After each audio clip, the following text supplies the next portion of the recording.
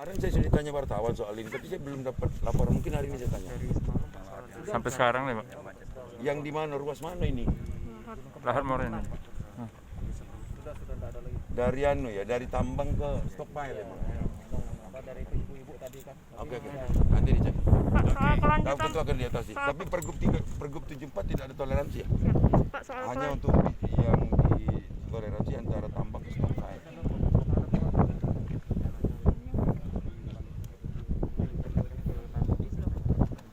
Pembangunan jalan khusus terus berlangsung.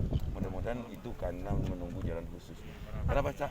Pak, terakhir soal pemutihan, Pak, dilanjutkan atau Pemutihan mulai 1 Oktober ini tidak hanya denda tapi termasuk pokok. 1 Oktober ini. Jadi termasuk pokok. Ingat nih. Jadi pokok yang lebih dari setahun itu tetap bayar setahun.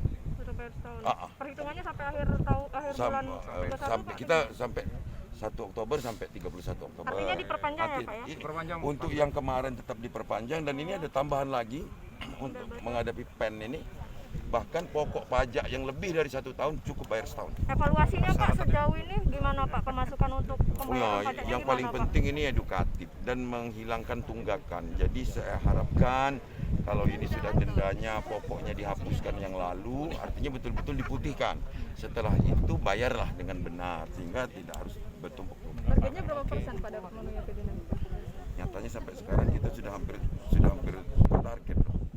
Jadi artinya kesadaran sekarang ini sudah di angka di atas 70 ya, secara menyeluruh. Jadi ini akan menjadi evaluasi kita di saat itu di pelayanan. Jadi bukan pelayanan itu ya, tidak hanya identik dengan pemutihan, tapi bila perlu pelayanan